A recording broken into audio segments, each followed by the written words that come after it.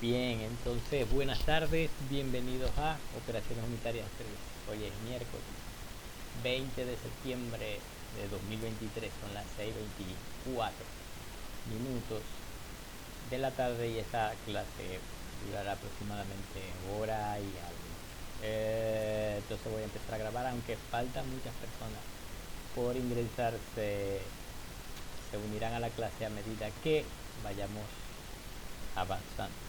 Ok, entonces sin más preámbulos, vamos a mostrar dónde fue que quedamos en la clase de ayer. Características principales de los empaques. Ya habíamos hablado de algunas características de la columna, tipo de columna y esas cosas. Para que por lo menos cuando ustedes lleguen a alguna empresa o alguna planta, sepan simplemente mirándola desde una distancia respetable. Ay, mira qué es eso de allá. Esa es la columna de enfriamiento. Y no queden así como que, ¿qué es eso? La columna de enfriamiento, ¿la qué? Algunas veces pasa.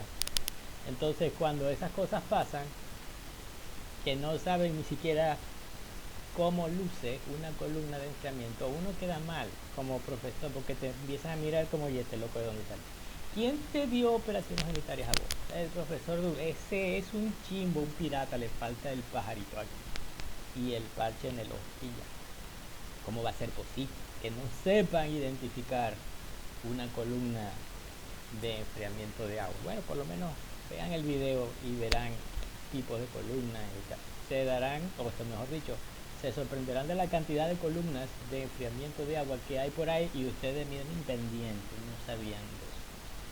Ok, pero vamos hoy a hablar qué es lo que tiene adentro la columna de enfriamiento, en este caso una torre de empacar. Por supuesto, en la diapositiva dice características principales de los empaques. ¿Qué debe tener un objeto para ser capaz de funcionar como un empaque dentro de una columna? Bueno, primero, gran área interfacial. Lo que yo les había dicho sobre la transferencia de masa en las operaciones o en las operaciones unitarias, que mientras más área interfacial de contacto líquido-vapor hay, mejor. Por lo tanto, un empaque no debe tener poca área interfacial, empezando por ahí. Si tiene poca área interfacial es porque es absurdamente barato. Mientras más área interfacial hay de un empaque, más caro es, sobre todo aquellos empaques que están construidos para una aplicación específica. Por el momento no me voy a meter tanto por allá. Okay. Entonces, segunda o B, promover el contacto gas líquido, por supuesto. Tiene que promover el contacto gas líquido, es decir, hacer o romper el líquido en gotas, si es posible hacer eso. Romper el líquido en gotas o crear condiciones para que el líquido no se empose, no se estanque, porque al líquido empozarse, estancarse, se tranca la transferencia de masa. Tercero, ser humedecido adecuadamente. Bueno, relativamente hablando, porque un empaque húmedo tiene ciertas ventajas. Sin embargo, no debe ser excesivamente humedecido porque él puede absorber agua. No queremos que el empaque absorba agua. Queremos que el empaque esté superficialmente humedecido. Ejemplo de eso, bueno, hay muchos empaques que son de teflón o recubiertos con teflón. Aunque el teflón es hidrofóbico, él repele el agua. Resulta que pareciera que es mejor así, porque al repeler el agua, una gota que cae se dispersa en múltiples pequeñas gotas sobre la superficie del empaque, y eso es básicamente lo que se quiere, que se distribuya el líquido sobre él. Pero imagínense que sea un empaque de algún material que absorba carbón. Los empaques a veces pueden venir hechos de carbón, pero si el carbón absorbe el líquido, ahí no sería tan bueno, ya que estoy como que trancando el contacto entre el líquido y el vapor. Sigo para cuarta, alta porosidad. Ciertamente, la porosidad o la fracción de espacios vacíos es indicativo de qué tan fácil una corriente de aire o una corriente de gas desde el fondo puede ascender a través de un lecho. Si el lecho es compacto, muy compacto, tiene baja porosidad y no hay suficiente espacio para que el aire suba desde el fondo, pase por el empaque hasta arriba y llegue al tope. Si no hay ese contacto líquido-gas, no hay una transferencia efectiva, en este caso de humedad, en este caso de calor. ¿Ok? Entonces, alta porosidad. Número 5, o quinta. Baja retención de líquido. La retención de líquido es la cantidad de líquido sobre los empaques. Debe ser baja, pero no impermeable. Ok. La retención estática de líquido se trata de lo siguiente. Cuando ustedes tienen un objeto y lo mojan, ustedes agarren un vaso, mídanle la cantidad en volumen, 100 mililitros, por decir un vaso chiquito. Ahora vacíen ese vaso sobre un espejo. El agua correrá sobre el espejo, ¿cierto? El espejo se moja, no mucho, quedará como un pequeño rastro de líquido sobre el espejo. Pero al final, si ustedes recogen toda esa agua que se derramó a través del espejo, resultará que la pérdida debido al agua que quedó pegada sobre el espejo es pequeña, ¿cierto? Ahora hagan el mismo experimento, pero en lugar de poner un espejo, pongan una superficie de papel, un papel, y agarren los mismos 100 mililitros. Al final lo que recogen es mucho menos de 100 mililitros. ¿Por qué? Porque resulta que la superficie por la cual está corriendo el líquido es mojable, es humedecible y además absorbente. En este caso, el papel. Muchas otras superficies, por ejemplo, algodón, inclusive madera. La madera puede ser utilizada como un material de construcción de empaques. De hecho, muy popular. Sin embargo, la madera absorbe agua. Para que esto no pase, la madera debe ser tratada con químicos para hacerla relativamente, barnices, químicos, etcétera, para hacerla relativamente más resistente al agua y que minimizar la retención de líquido o la cantidad de líquido que se pierde al hacer pasar por estos empaques. Número 6. Químicamente inerte, por supuesto que tiene que ser químicamente inerte. Ese es de cajón, que tiene que ser químicamente inerte. Por ejemplo, yo no voy a construir un empaque hecho de azúcar, lo que era, o de sal. ¿Ustedes se imaginan una torre empacada con cubos de sal? No, profe. No, definitivamente no. Si es con agua, no, ojo, porque uno tiene que tomar en cuenta también qué clase de sustancia estoy tratando de unificar aquí. Obviamente nosotros estamos asumiendo que eh, estamos en el sistema agua-aire, pero imagínense que no sea agua, imagínense que sea un líquido orgánico como benceno o hexano. Resulta que hay torres empacadas que utilizan sustancias iónicas, o mejor dicho, refractarias para construir, para abaratar costos y hacer esto un poco menos oneroso. Es decir, que no se extrañe que haya alguna torre por allí construida con empaques constituidos con bloques de sal, cubitos de sal, solo que el líquido que maneja no es agua, por supuesto, puede ser hexano. El hexano es completamente insoluble, o mejor dicho, la sal es completamente insoluble en el hexano. Por lo tanto, en ese caso, la condición de que el empaque debe ser químicamente inerte al líquido se cumple. Dice químicamente inerte, empaques cerámicos o plásticos. Ojo, los empaques de metal también pueden ser químicamente inertes. Número 7. Estructuralmente fuertes, resistentes al peso. Por supuesto que deben ser resistentes al peso, pero al peso, no al peso de la columna, porque nunca la columna está sometida a unos esfuerzos, perdón, nunca el empaque está sometido al esfuerzo del peso de la columna, al revés. El empaque está sometido al peso del mismo empaque. ¿Qué significa eso? No sé si a ustedes les ha pasado cuando comen Doritos, Tostitos, Pepitos, todas esas chucherías, que por favor no coman sano. quedó grabado. Cuando ustedes comen toda esa clase de chucherías, lo que queda en el fondo, ¿qué es lo que queda en el fondo? Son las piezas dañadas, las piezas rotas, las burusas, como dice ahí, los grumos y esas cosas. ¿De dónde provienen todo eso? Resulta que cuando se empacan, no solamente eso, también el cornflake le pasa eso. Resulta que cuando se empacan estas sustancias, el peso en el fondo de los primeros que caen no aguanta el peso de los que caen después de él, porque cae uno, pero arriba de este le cae otro encima y lo aplasta. Y le va cayendo otro encima y otro encima y otro encima y hace una pilita así. Resulta que el peso de la pilita incide o afecta directamente al primero que cayó, que está en el fondo. Si este primero que cayó es estructuralmente frágil y no aguanta el peso de todos los que vienen arriba, pues se desborona, se desbarata, se vuelve nada, se vuelve grumos. Y por supuesto, en otras, vamos a llamarlo así, técnicamente pierde su estabilidad estructural. Eso es malo, sobre todo en una columna de leche empacado. Si ustedes tienen un empaque, por ejemplo, cerámico, y le ponen muchos empaques arriba, resulta que los empaques en el fondo se van a romper. Ustedes me habían dicho, bueno, que cuánto puede durar un empaque. Un empaque puede durar mucho tiempo, pero dependiendo del material que está construido, si no es estructuralmente muy resistente, se va a romper con el tiempo. Pues. Puede el empaque ser cambiado cada, si es barato, cada 5 años, pero se prefiere que no. Se prefiere que el empaque esté intacto o íntegro al final de la vida útil de la columna como tal.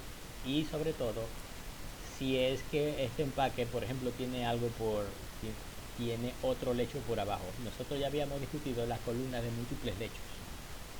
Esas columnas de múltiples lechos también están diseñadas para evitar eso, para evitar colocar demasiado empaque uno arriba del otro y que se rompan los últimos, ¿cierto?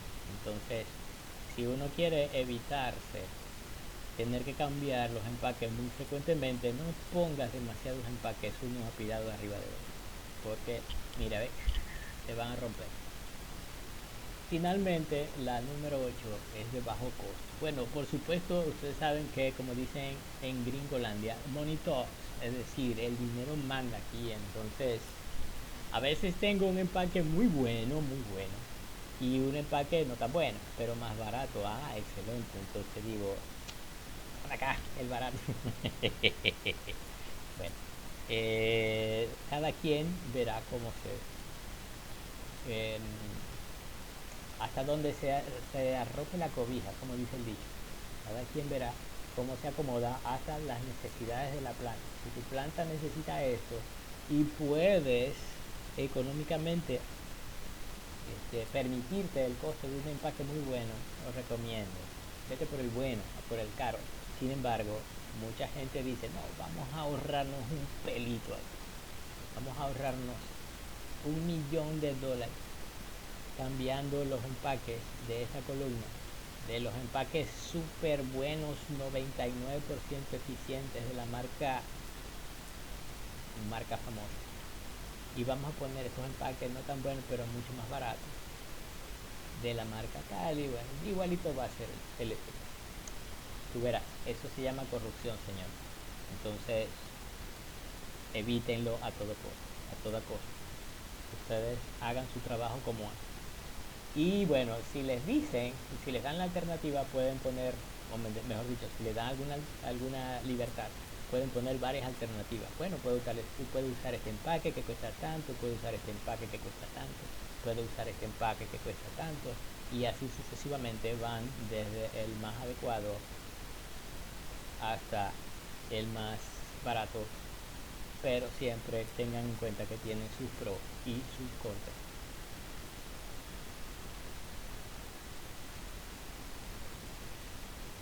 Ok, entonces, tipo de empaque.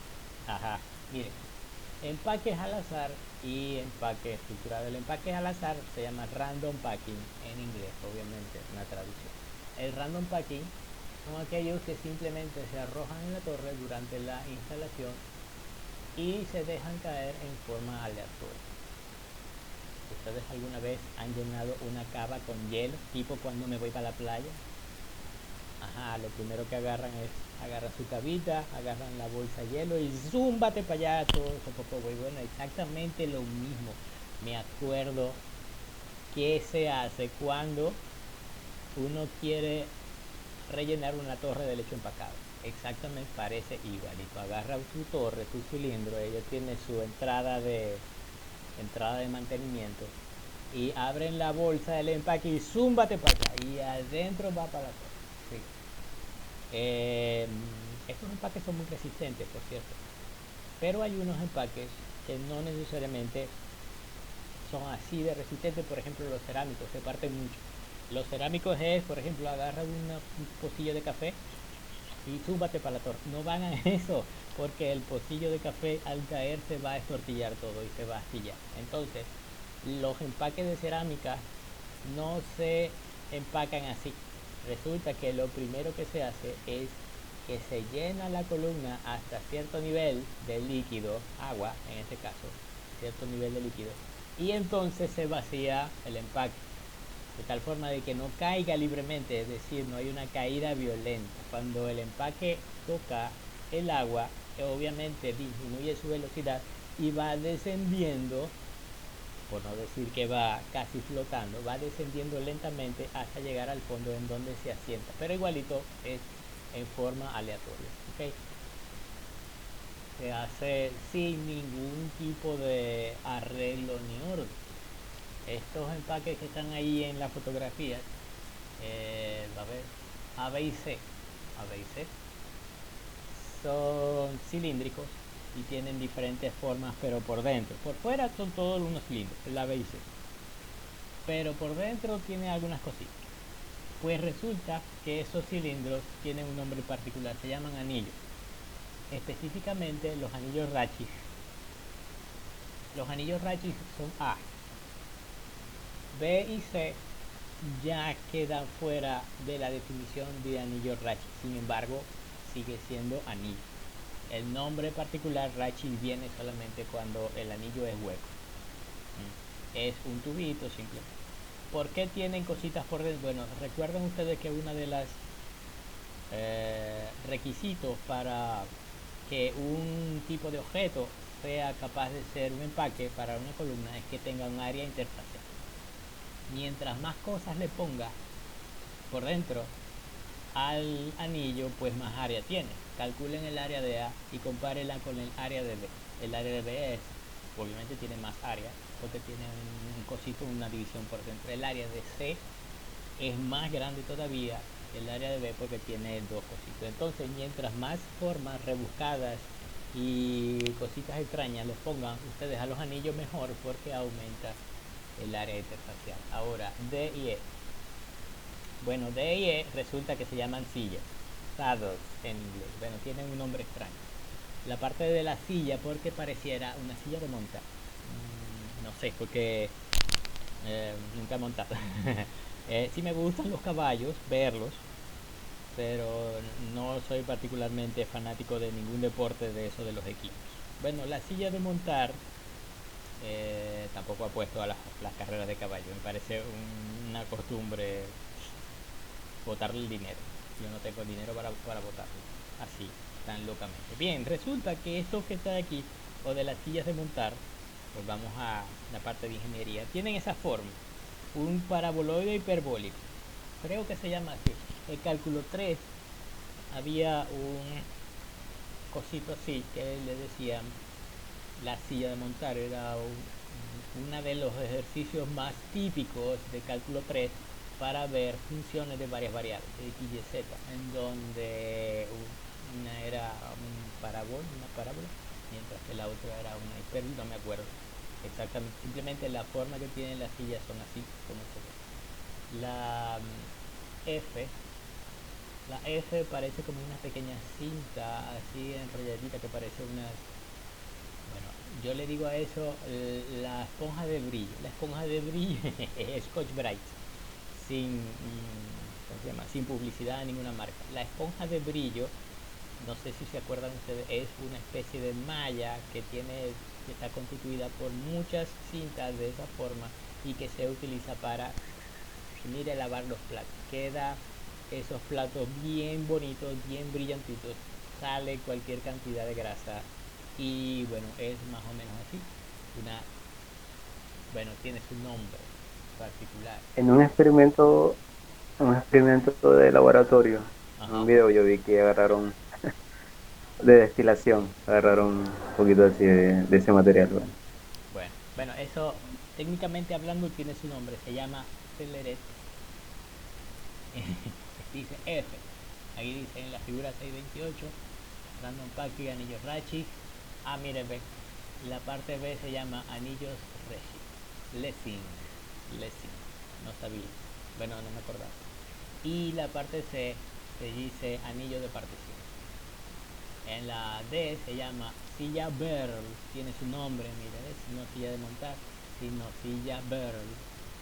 La, la figura E tiene su nombre también, se llama silla Instalox. Mira la marca Instalox.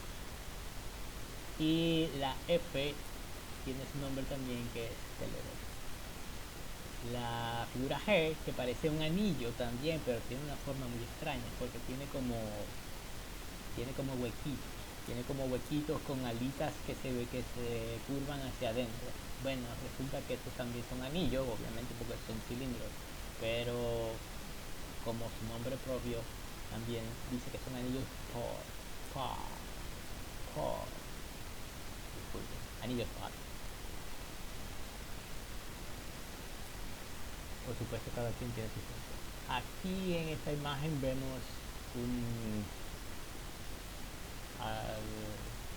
distribución al azar de varios dispositivos. Por ejemplo, ahí veo varios anillos y varias sillas construidos de varios materiales. Fíjense, los transparentes son de metal, PVC, polietileno.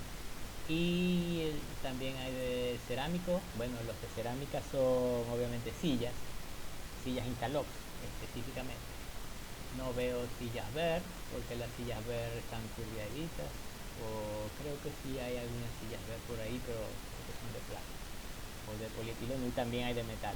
Específicamente no son de acero normal, sino parece que todos los que sean de metal son de acero inoxidable. El acero inoxidable es muy bueno para trabajar cuando tengo sustancias en soluciones líquidas acuosas, porque la velocidad a la cual se va a consumir o la velocidad de corrosión de estos anillos POL es muy baja, por lo del acero inoxidable es muy resistente a la corrosión del agua natural. No es demasiado resistente si el agua tiene mucho cloruro, así que cuando el agua tenga mucho cloruro y se permite, es preferible usar empaques de plástico o de cerámico si es que tienes algún problema con el plástico.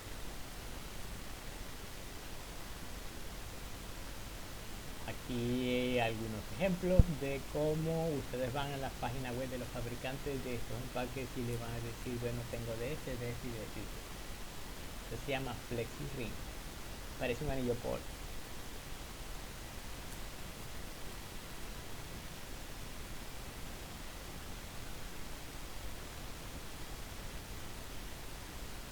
El HCKP, el HCKP también conocido como High Pack. Fíjense que parece también un anillo Paul, pero este tiene muchísimos huecos porque tiene el triple de alitas hacia adentro. Obviamente, repito, ¿qué necesito yo de un empaque? Número uno, eh, que tenga mucha área interfacial. Y parece ser que mientras más huecos le hago, mientras más alitas le hago a mi empaque hacia adentro, al parecer que aumenta el área interfacial. Y al aumentar el área interfacial pareciera que fuera mejor la cosa. Y te lo venden como si fuera la novena maravilla del mundo. Y en realidad no, es simplemente ustedes mismos pueden hacer sus propios empaques en casa, solamente que tienen que buscar una forma de cómo hacerle esas curvitas. Bueno, espero que no hagan eso porque pueden ser demandados por la casa fabricante de esas cosas.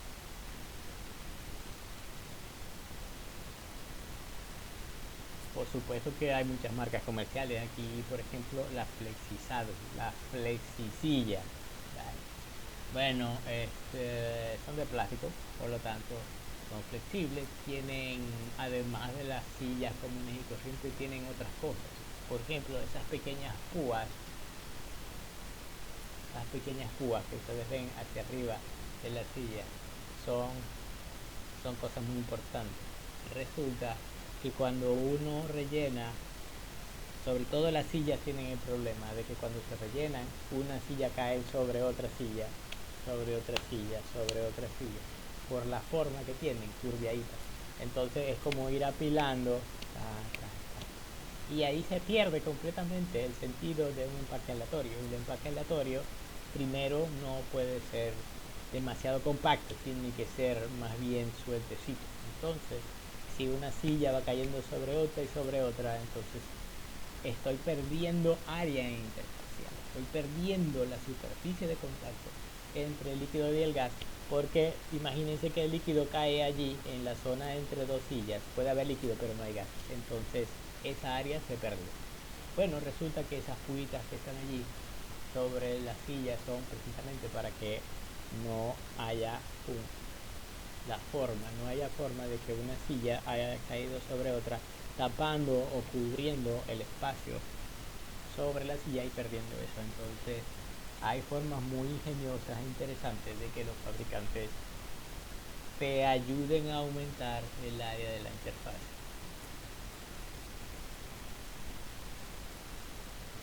Bueno, y también ya nosotros habíamos hablado de los FlexiRing. ¿Qué es lo que el fabricante del empaque te tiene que dar? Te tiene que dar una curva como esa que está ahí, la curva de comportamiento del empaque. En la curva de comportamiento del empaque te dice bien sea velocidad o flujo. En este caso, esa curva aparece allí como caudal de líquido en el eje X en libras por pie cúbico a la 1,5 versus caída de presión en pulgadas de agua o en pie.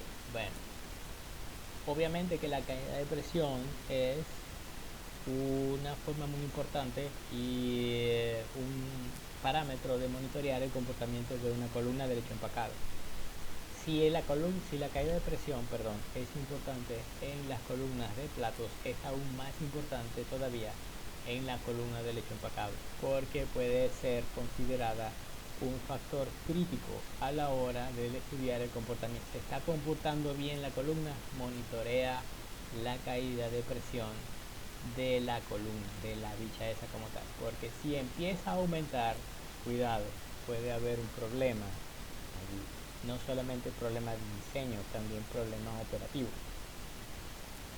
¿Cuál es la principal razón de una caída de presión en una columna de lecho empacado?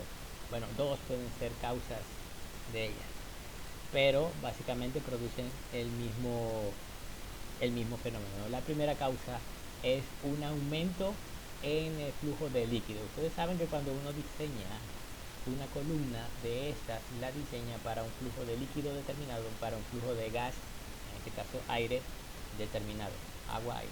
Un flujo de agua y un flujo de aire determinado para obtener un comportamiento de una columna. Si de alguna forma el líquido está aumentando su caudal, esto va a hacer que, fíjense, en la columna de comportamiento, al aumentar el caudal de líquido aumenta la caída de presión en la columna. Entonces yo monitoreando eso, caída de presión en la columna, puedo saber qué pasó, el líquido, por qué estaba aumentando, ¿no? Puede haber algún problema operacional, pude haber alguien en mi planta o en otras plantas conectadas con la mía que abrieron una válvula o conectaron una bomba y no me dijeron nada. ¿Qué es lo que pasó allí? Aumentó el caudal de agua de enfriamiento que llega a mi planta y yo tengo la necesidad de estar monitoreando esto todo el tiempo porque puedo llegar a ser una falla catastrófica. ¿Y a quién le van a echar la culpa? Mire, ¿ve? Al responsable de la planta, ¿ve? Al que da la cara por esa vaina es usted. La segunda razón por la cual el delta P o caída de presión puede estar aumentando no es ya por el aumento de la cantidad de líquido, sino por la disminución de la cantidad de gas. Entonces, o uno o lo otro. ¿Cuáles son las razones por las cuales el gas puede estar disminuyendo. Bueno, puedo tener problemas en el soplador, en los álabes de la columna de enfriamiento, ¿verdad? Ustedes saben, las columnas pueden ser clasificadas de tiro forzado como, perdón, de tiro inducido y de tiro forzado, cuando no son de tiro natural, y esas utilizan un ventilador para soplar aire. Si ese ventilador falló o perdió potencia por alguna causa, esa cantidad de aire va a disminuir, y al disminuir la cantidad de aire, ¿qué es lo primero que va a pasar? Se me van a encender las alarmas rojas en el panel de control diciendo: esta columna tiene una alta carga de presión, por favor monitoreela, por favor inspeccionela, venga a ver qué es lo que está pasando con esta bicha. Entonces ustedes tienen que estar en la capacidad de saber si es una cosa o la otra, monitoreando alguna de las cosas, utilizando esa carta que te da el fabricante.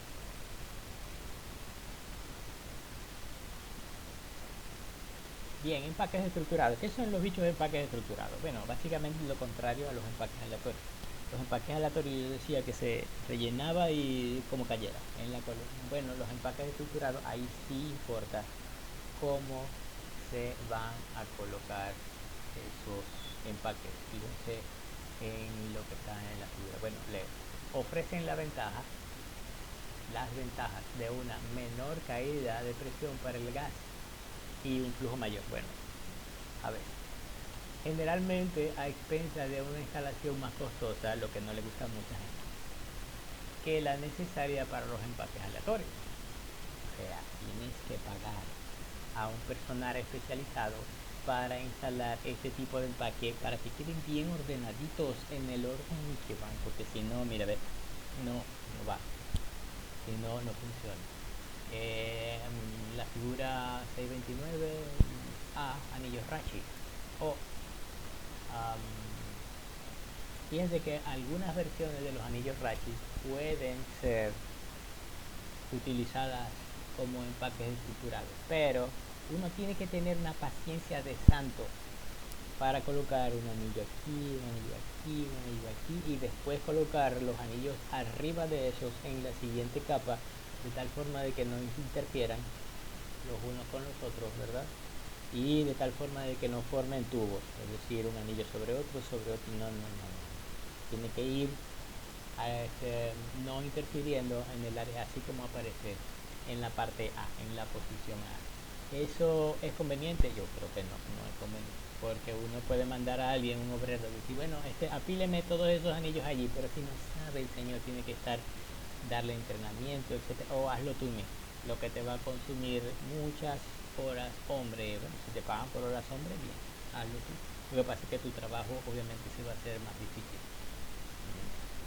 El tipo B, doble spiral ring, un anillo de doble espiral. Es interesante. Resulta que no tengo mucha seguridad de cómo diablos esto puede ir apilado en un determinado orden. No lo he visto nunca. Aparte se dice packing metal, o sea, metal. Ustedes han visto las láminas de zinc, ¿cierto? Una lámina de zinc es una plancha de zinc con corrugaciones, sí, con onditas, ¿cierto? Bueno, eso que nosotros vemos ahí en la figura C son láminas metálicas que tienen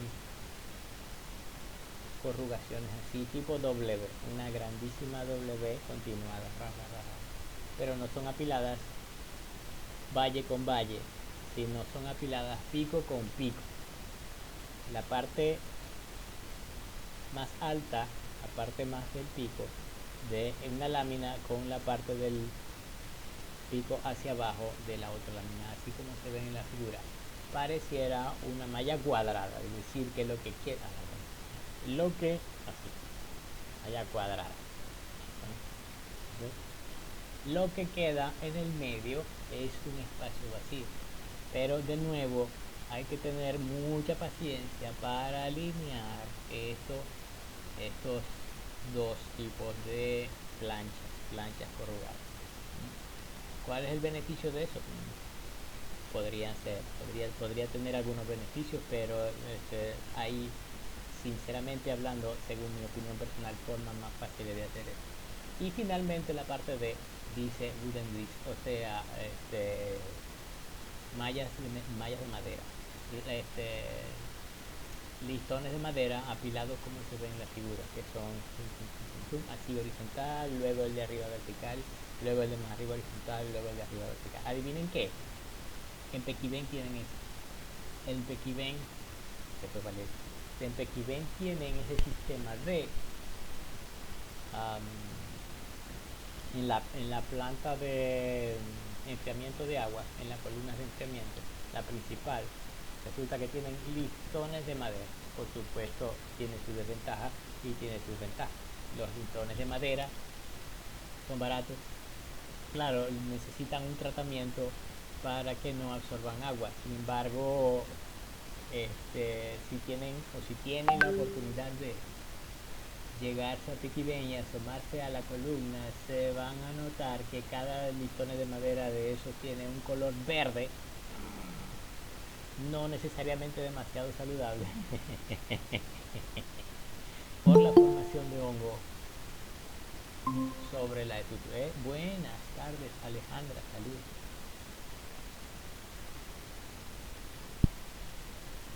Alejandra está callada hoy. Está hablando por el chat. Muy bien. Ok, entonces continúo.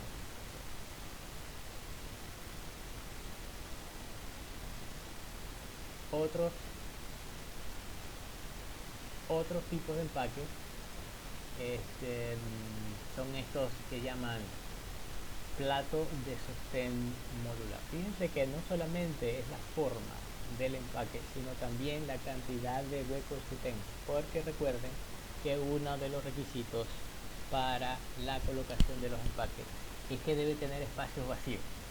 Si estas planchas fueran planchones de metal simplemente sólidos, no tendrían ninguna forma de dejar pasar el gas. Resulta que, fíjense como ven en la figura, el gas entra por unos ciertos espacios preferenciales y el líquido sale por agujeros en otros espacios preferenciales planos. Entonces eso es una de las formas más, por decirlo así, ingenieriles de manejar este intercambio de líquido con gas.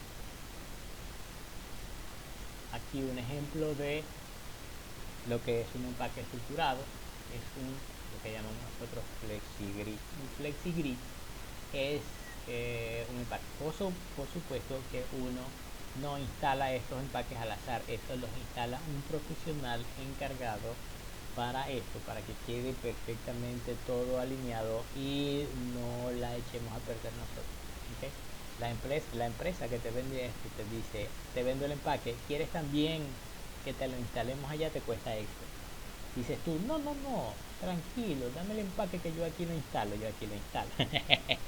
Bueno, ya ustedes saben lo que va a pasar cuando se embarcan en ciertos proyectos de lo que nosotros llamamos do it yourself.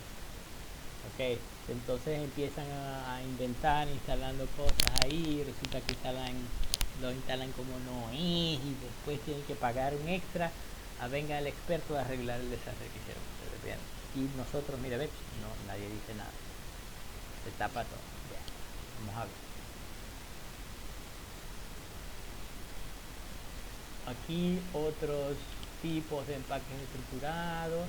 ¿Qué tiene que darte la empresa fabricante? Una carta como esta. Y terminamos la parte de los empaques. Entonces, para que sepan más o menos, hay varios tipos de empaques al azar y empaques estructurados.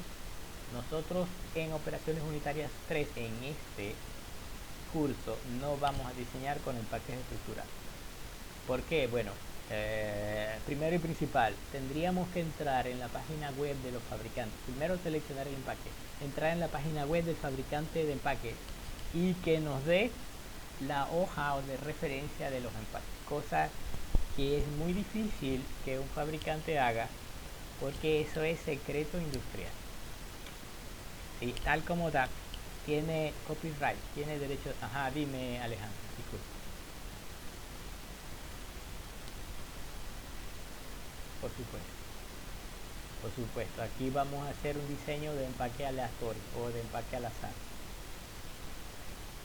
Te tocará. Si te toca hacer esto a nivel industrial, hacer el cálculo con un empaque no aleatorio, sino un empaque estructurado, es porque ya tienes el empaque. La industria o la empresa compra el empaque y la casa que te lo vende te tiene que dar las ecuaciones o la hoja de especificaciones para tú hacer estos cálculos. ¿Ya? Entonces, ya tú tienes las ecuaciones para calcular los coeficientes de transferencia si el empaque es estructurado. Si el empaque es aleatorio, no. Si el empaque es aleatorio, tiene que irte a correlaciones empíricas, que es lo que vamos a hacer en operaciones unitarias 3. Vamos a seleccionar un empaque, o bueno, un empaque no puede ser varios, uno cada persona, un empaque al azar para hacer los cálculos con ese tipo de empaque y poder tener algunas alternativas de diseño. Que todos podemos seleccionar, todos podemos diseñar la misma columna con las mismas condiciones de agua, de aire, etcétera, pero cada quien utilizando un empaque diferente. Esa es la idea. Si cada quien utiliza un empaque diferente, entonces tenemos como que un rango de operaciones, porque no todos los empaques sirven para un cierto propósito. Por ejemplo, algunos empaques pueden ser muy pequeños. Por ejemplo, yo si haciendo los cálculos me doy cuenta de que la columna necesita ser de un diámetro de 1 metro, una columna de un diámetro de 1 metro es madre columna, pero el empaque que estoy utilizando es de 1 centímetro. ¿Te imaginas cuántos empaques necesito yo para rellenar una columna de 1 metro de diámetro y 5 metros de altura con empaques de 1 centímetro? Eso es completamente absurdo, además de poco práctico. Tendría que ser, si la columna es de 1 metro, el empaque tendría que ser por lo menos de 1 pulgada, una dicha así, y no utilizar tantos empaques, porque además de eso necesito que el empaque sea poroso, permita un flujo de aire por dentro de la columna, etcétera, etcétera. Pero todo eso vamos a ver en consideración un poquito después. Ahorita voy a concentrarme en las ecuaciones de diseño. Esto no voy a hacerlo demasiado largo. Las ecuaciones de diseño es básicamente una y la misma, tanto para humidificación como para deshumidificación, así que son intercambiables. Simplemente las ¿cómo se llama? Premisas, las premisas o los conceptos en los cuales se basa son los opuestos. Si uno es blanco, el otro es negro, pero sirve lo mismo. Entonces leo lo que dice allí. Tomemos un volumen de altura dz. Sí, la dz es la altura de la columna como tal. En una columna empacada y sea ds el área interfacial. Ok, fíjense que son dos conceptos diferentes. dz es la altura, unidades, metros. O sea, la altura mide en metros. ¿Cuánto mides tú? Yo mido 1,67. Listo. De altura, ¿qué cosa? Metros. Pero el área superficial interfacial de su S es metros cuadrados. Ojo, área, metros cuadrados. Sea de su S el área interfacial de la sección diferencial por unidad de área de sección transversal de la columna. Entonces, d sub s es igual a metros cuadrados de área interfacial o efectiva dividido entre metros cuadrados de área transversal. Metros cuadrados de área transversal, por ejemplo, si la columna tiene 1 metro de diámetro, ¿cuánto es el área? Pi por diámetro al cuadrado entre 4. Pi por diámetro al cuadrado entre 0,90 y algo. Metros cuadrados. ¿Ok? Metros cuadrados. Siempre y cuando la columna sea uniforme, es decir, que tenga el mismo diámetro en todas partes. Si la columna tiene un diámetro, tiene un área transversal, que es el área de la columna calculada, como ya ustedes saben. área de un círculo con un determinado diámetro, pi por diámetro cuadrado entre 4. Pero el área interfacial es la cantidad de área que está disponible para la transferencia de masa por unidad de área interfacial. Por lo tanto, d sub s, fíjense que tiene unidades metros cuadrados sobre metros cuadrados. O sea que en teoría d sub s es adimensional, pero no lo es. ¿Okay? La diferencia es que no es lo mismo metros cuadrados interfaciales que metros cuadrados de área transversal. Ya vamos a ver un poco más al respecto de esto.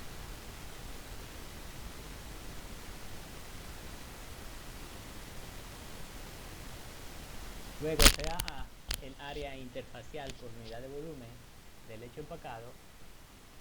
A es igual a los metros cuadrados de área interfacial, o efectiva, dice ahí, por metro cúbico de lecho empacado. El metro cúbico de lecho empacado es metro cúbico físico, es decir, diámetro no, área de sección multiplicado por altura. Área por altura es igual a volumen, ¿cierto? Metros cúbicos de lecho empacado. Entonces, A o área interfacial es igual a metros cuadrados de área interfacial o efectiva dividido entre metros cúbicos de lecho empacado.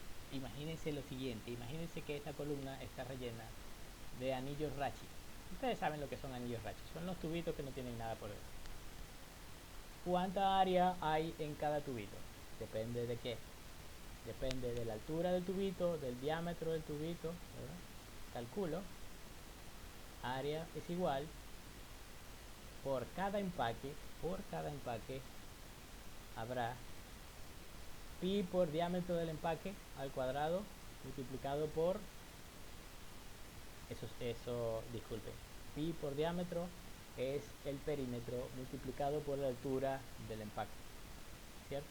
Y eso me da el área por fuera de el anillo Rachi, de un anillo Rachi, área por fuera de un anillo Rachi, más el área por dentro de un anillo Rachi, que sería pi por el diámetro interno del anillo Rachi por la altura. Entonces, más o menos es la forma de cómo calculo el área total geométrica de un anillo Rachi. Ahora bien, voy a la columna. Diámetro de la columna supongamos que la columna tiene 1 metro. Diámetro de la columna por 1 metro te da el volumen de la columna. ¿Cuántos anillitos caben en ese volumen? Supongamos que los contamos. 1000. En un volumen de la columna caben 1000 anillos y cada anillo tiene un área de tantos metros cuadrados. Entonces, los metros cuadrados es la suma del área efectiva de todos los empaques. En este caso, la sumatoria de todos los empaques individuales, siendo que son aleatorios. Si son empaques estructurados, tienen otra forma de calcular. Entonces, los metros cuadrados de área superficial de los empaques, llamémoslo área interfacial o área efectiva, dividido entre el volumen del lecho empacado, sería en la columna diámetro por altura. Si nosotros vamos a ver y cancelamos, área A tiene unidades de 1 sobre metro, pero esas no son las unidades reales. Nosotros preferimos llamar a un factor como metros cuadrados de área interfacial por o entre metros cúbicos del lecho empacado, y esas son las verdaderas unidades de área. Entonces resulta que si ven en la ecuación, d sub s, es decir, la cantidad de área superficial, es igual al factor A multiplicado por la altura. Simplemente para obtener la superficie necesito el factor A multiplicado por la altura. Pues resulta que el factor A es uno de los parámetros muy importantes que depende del tipo y tamaño del empaque. El fabricante del empaque debe decirte en la hoja de especificaciones que cuando te lo vende cuál es el factor A, es decir, cuántos metros cuadrados de área de interfase vas a tener por cada metro cúbico de lecho empacado con ese empaque. Si el empaque, sigo leyendo, si el empaque está completamente mojado, esa es otra. El empaque, alguna parte puede estar seco y otra parte puede estar mojado. Pero supongamos que el empaque, para evitarnos algunos problemas, está completamente mojado. Si el empaque está completamente mojado por el líquido, entonces área M es igual a área H. De lo contrario, área M es menor que el área H. ¿Quién es área M y quién es área H? Resulta que área M es el área efectiva para la transferencia de masa, mientras que el área H es el área efectiva para la transferencia de calor. Heat, H por heat, M por masa. Si el empaque está completamente mojado, no hay zonas secas en el empaque, resulta que hay una transferencia efectiva entre el líquido y el vapor de masa, transferencia efectiva de masa entre el líquido y el vapor. Pero si el empaque tiene algunas zonas secas, en esas zonas secas no hay transferencia de masa. Nosotros ya habíamos discutido eso. Si no hay transferencia de masa en esas zonas secas, ¿hay transferencia de calor? Sí. En las zonas secas puede haber transferencia de calor por la sencilla razón de que la transferencia de calor solamente requiere que haya una diferencia de temperatura. Entonces el empaque puede tener una temperatura diferente del aire o del gas, y allí habrá un calentamiento del empaque o enfriamiento del gas. Entonces fíjense que el área de transferencia de masa y calor requiere para el cálculo que sean iguales, es decir, requiere para el cálculo que yo asuma que el empaque está completamente mojado y que no hay zonas secas en la columna. Si hay zonas secas en la columna, se complica mucho el asunto, porque tendría yo que más o menos estimar qué fracción del empaque está en zonas secas y qué fracción no, es decir, que todo eso se volverá no quiero ni decir, complicado.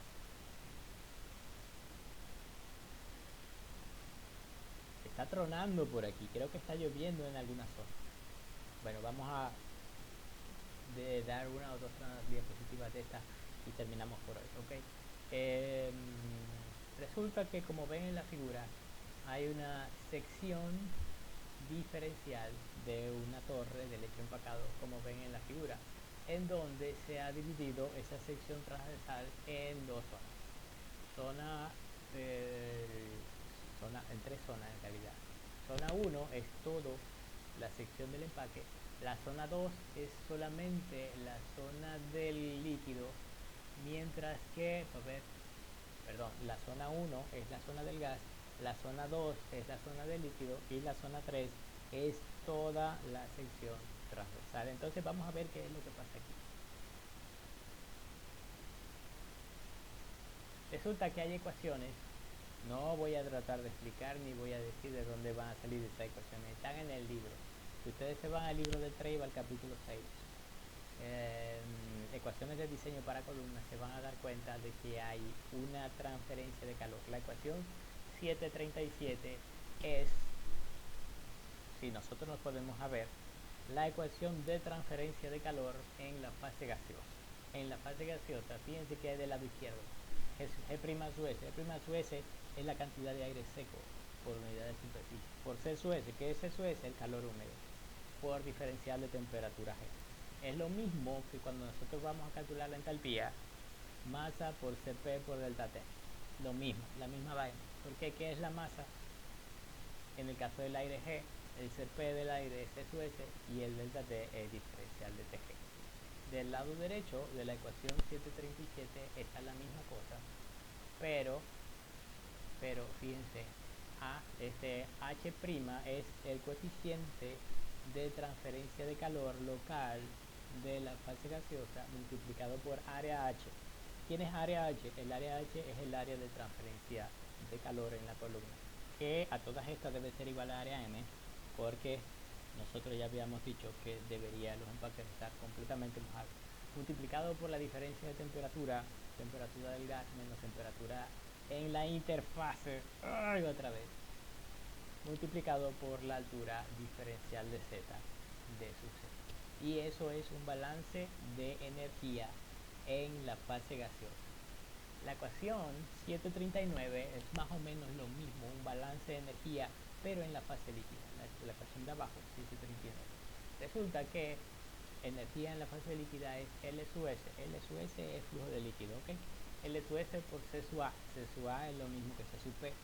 C sub P para un líquido, en este caso como es agua, C sub A en la fase líquida, calor específico del agua en la fase líquida multiplicado por diferencial de temperatura del líquido, eso es entalpía del líquido. En la ecuación 739, pero del lado derecho, aparece algo interesante que sería la cantidad de agua, pero en forma de vapor. La cantidad de agua en forma de vapor es G' por C sub A por diferencial de Y'.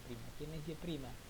La humedad, es decir, el agua en forma de vapor que contiene en esa parte de la columna, menos H sub L, el coeficiente de transferencia de calor en la fase líquida, por área sub H. Área sub H es la cantidad en metros cuadrados de transferencia de calor por diferencial de Z, todo multiplicado por la diferencia de temperatura T sub I menos la temperatura del líquido. Y finalmente la ecuación 741 es la combinación de 737 con 739. Luego de un montón de simplificaciones y un montón de operaciones, resulta la ecuación 741. Pero ojo, la ecuación 741 pareciera complicada, pareciera complicada, pero si se ponen a ver, la mayoría de los términos que aparecen en la 741 son constantes. Mira, C sub A constante, C sub G constante, C sub S constante, C sub AL constante. Entonces, un montón de vainas constantes ahí. Y después de algunas operaciones, cancelando o agrupando todas esas constantes en una sola cosita, me quedó,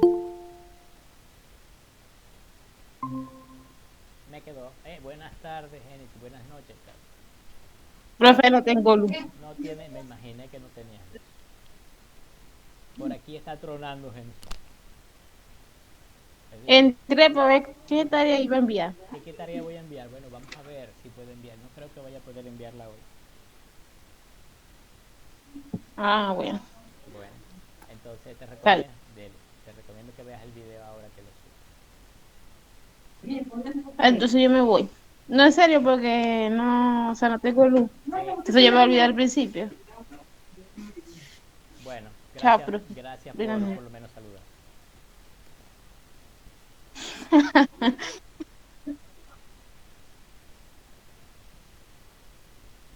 Bien, entonces, ¿ustedes se acuerdan de las ecuaciones muy extrañas que vimos en la diapositiva pasada? Bueno, resulta que una vez simplificado quedó todo eso así. Si se desprecian la ecuación 741 los términos de calor sensible en comparación con el de calor latente, estoy leyendo, y que además el flujo de líquido L es completamente constante, se tiene la ecuación de la línea de operación. La línea de operación es esta que está ahí.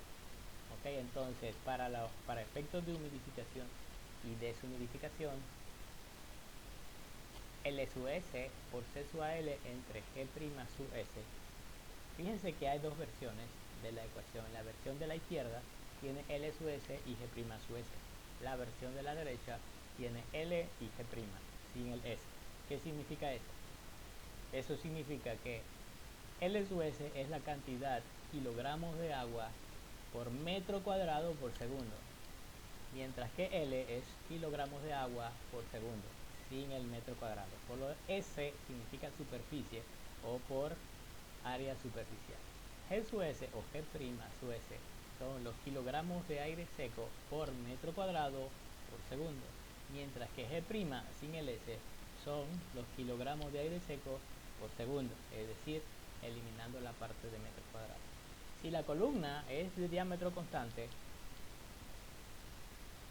L sub S sobre G' sub S es exactamente lo mismo que L sobre G', porque como el área es constante, elimino el área, metros cuadrados con metro cuadrado se cancela, por lo tanto es exactamente la misma ecuación. A veces es muy útil utilizar la versión de la derecha porque es un poco complicado calcular cuál es el valor del flujo por unidad de metro cuadrado.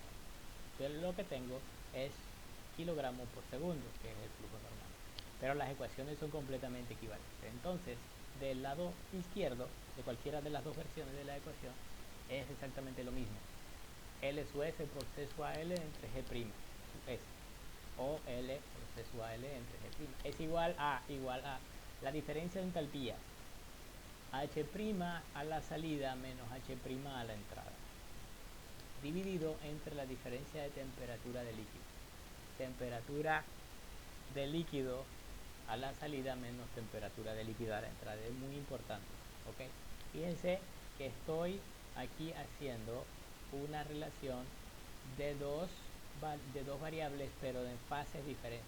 H' es la entalpía del vapor de agua, es decir, aire húmedo. Nosotros ya habíamos visto esto en la carta ciclométrica, en donde la entalpía del aire dependía de la humedad y se representaba como H'.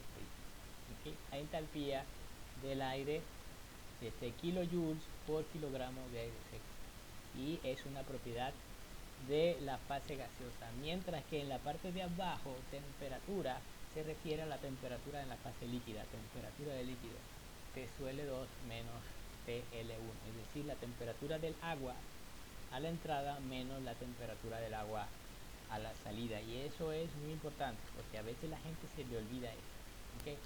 Las dos son variables, las dos tienden a ser un poco problemáticas, pero las dos están en fases diferentes. Es cómo se correlacionan las variables entre la fase líquida y la fase de vapor. Para terminar la clase por hoy, veamos cómo se vería esto en un diagrama de equilibrio. En el diagrama de equilibrio que yo le mandé a hacer como tarea 1 para operaciones 3, era H' o entalpía del gas versus temperatura del líquido. Ahí dice en la diapositiva, la representación de esta ecuación en un diagrama H' versus T sub L es una línea con pendiente. La pendiente de la línea es esa, L sub S, C sub A dividido entre G' sub S. Y es muy importante porque una vez que yo tenga la pendiente de la recta de operación, porque eso que está allí es una recta, obvio, una vez que yo tenga la pendiente de la recta de operación, puedo obtener fácilmente muchas de las variables que estoy necesitando para calcular la altura. Para calcular la altura voy a necesitar otras cosas, pero lo primero y principal es obtener la cantidad. Primero, si yo tengo la cantidad de líquido L, ¿cómo obtener la cantidad de aire necesaria para llevar a cabo esa operación? O viceversa, en la parte de deshumidificación. Si yo tengo la cantidad de gas G', ¿cómo obtener la cantidad de líquido necesaria para llevar a cabo esa operación de deshumidificación?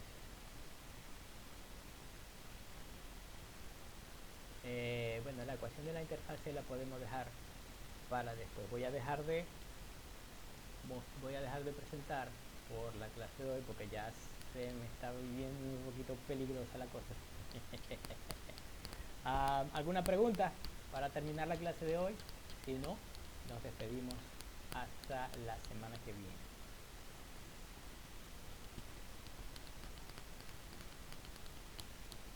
Yo quería preguntar si menciono la recta de operación y ahí está la curva de equilibrio. Está también la recta que es como la que se hacía en destilación, que era para los platos infinitos. Eso es correcto. Esa recta mínima, ¿cierto? Siempre va a ser tangente a la de equilibrio. Eso te lo voy a contestar en la siguiente clase, que voy a empezar a hacer el ejercicio. Pero Ok. sí, siempre va a ser tangente a la curva de equilibrio.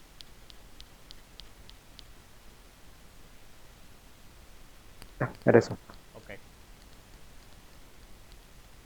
Sí, si no tienen más preguntas, nos despedimos por ahí. Alejandra, saludos. Jordi, nos vemos. Voy a dejar de grabar. Hasta luego, profe. Hasta luego.